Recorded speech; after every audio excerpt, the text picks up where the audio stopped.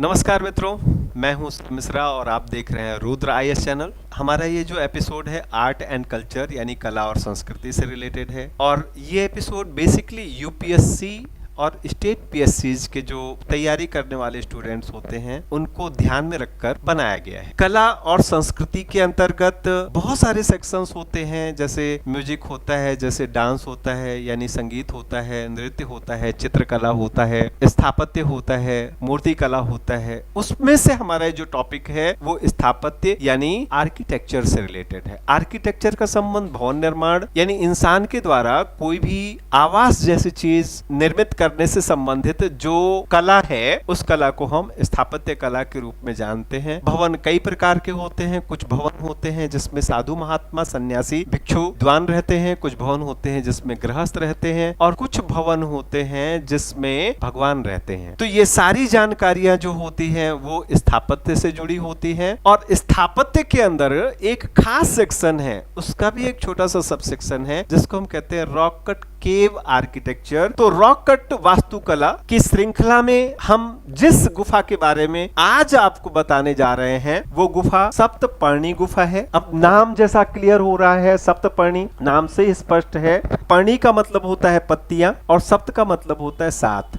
तो जब हम इसका एरियल व्यू लेते हैं तो हमें ऐसा लगता है कि किसी पौधे की 7 पत्तियां जमीन पर, इसीलिए इस गुफा का नाम सप्तपर्णी गुफा रखा गया है। अब प्रश्न उठता है कि सप्तपर्णी गुफा है कहाँ? तो सप्तपर्णी गुफा बिहार एक जगह है जिसका नाम है राजगीर। यहाँ पर सप्तपर्णी गुफा है। राजगीर का प्राचीन नाम राजगृह भी है। अब आपके दिमाग में कुछ चीज क्लिक कर रही हो और अगर नहीं कर रही हो तो मैं आगे बताता हूँ। देखें, भारत का जो सबसे प्रथम ज्ञात राजवंश है उस राजवंश का नाम है हर्यक वंश और हर्यक वंश का संस्थापक था बिंबिसार। बिंबिसार वो महान शासक है जिन्होंने 6वीं शताब्दी ईस्वी पूर्व के 16 महाजनपदों में सबसे शक्तिशाली महाजनपद मगध महाजनपद की नींव रखी, मगध महाजनपद की स्थापना की। बिंबिसार ने मगध महाजनपद की राजधानी बनाई राजगृह। ये तत्कालीन समय में सबसे सुरक्षित राजधानियों में से एक थी। तो बिंबिसार के पुत्र का नाम था अजातशत्रु, जिसका नाम भी आपने अवश्य ही सुना होगा। और अजातशत्रु का बेटा था उदयन।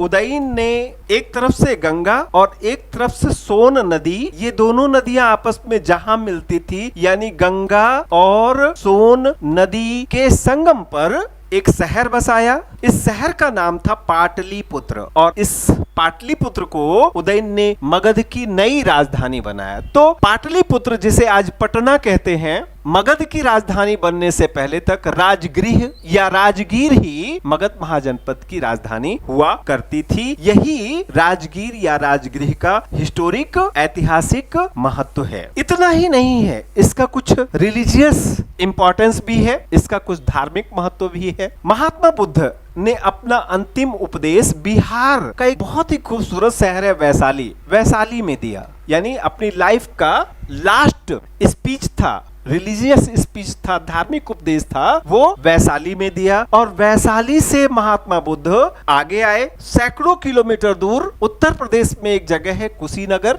कुशीनगर में महात्मा बुद्ध ने महासमाधि धारण की, यानी कुशीनगर में महात्मा बुद्ध ने अपने शरीर का त्याग किया। तो वैशाली से कुशीनगर आते समय रास्ते में जगह पड़ी राजगृह या राजगीर। तो ऐसा कहा जाता है कि अपनी मृत्यु से पहले कुछ समय तक महात्मा बुद्ध राजगीर में ठहरे थे, राजगीर में विश्राम किया था। तो बौद्ध धर्म के हिसाब से ये बहुत ही इंपॉर्टेंट रिलीजियस प्लेस हो जाता है, ये बहुत ही महत्वपूर्ण धार्मिक स्थल हो जाता है जिसका सीधा संबंध महात्मा बुद्ध के जीवन से था। यही कारण था कि जब महात्मा बुद्ध की मृत्यु हो गई तो महात्मा बुद्ध की मृत्यु के बाद, महात्मा बुद्ध के महापरिनिर्वाण के बाद अजातशत्रु के शासन काल में जो प्रथम बौद्ध संगीति थी, जो प्रथम बौद्ध सम्मेलन था, मतलब थोड़ा सा इस पर भी हम डिस्कस करना चाहेंगे कि जब महात्मा बुद्ध की डेथ हो गई तो फिर एक बहुत बड़ा प्रश्न उभर कर सामने आया कि अब जो बौद्ध धर्म के अनुयायी हैं, जो बौद्ध धर्म के फॉलोअर्स हैं, उन्हें गाइड कौन करेगा? कौन इस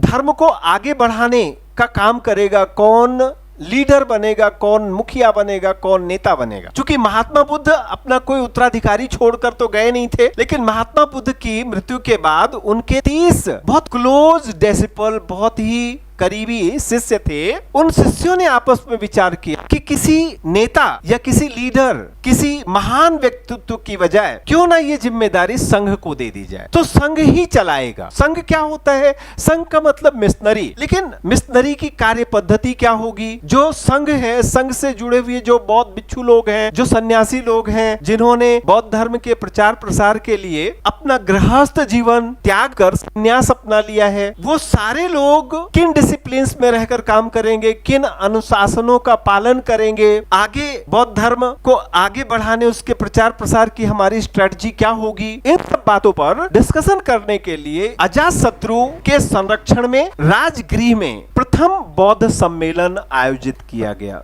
तो प्रथम बौद्ध संगति जो कि राजगृह में आयोजित की गई थी, उसका ये रिलीजियस इंपॉर्टेंस है, यानी बौद्ध धर्म के हिसाब से राजगृह बहुत ही महत्वपूर्ण स्थल या बहुत ही महत्वपूर्ण जगह है। इसी राजगृह में ये सप्तपर्णी की गुफा स्थित है। तो मेरे ख्याल से आप सप्तपर्णी की गुफा से जुड़ी हुई जितनी भी जानकारियां परीक्षा की दृष्टि से महत्वपूर्ण हो सकती हैं, वो मैंने सब यहाँ संजोने का या व्यवस्थित तरीके से प्रस्तुत करने का प्रयास किया है। अगर हमारा ये प्रयास आपको अच्छा लगा हो तो प्लीज इस वीडियो को लाइक कीजिए, ज़्यादा से ज़्यादा लोगों तक शेयर कीजिए। अगर हमारा चैनल आपने अभी तक सब्सक्राइब नहीं किया हो तो इस चैनल को सब्सक्राइब कीजिए और नोटिफिकेशन बेल अवश्य दबाइए, जिससे हमारे आने वाले वीडियोस की जानकारी आपको समय पर मिलती रहे।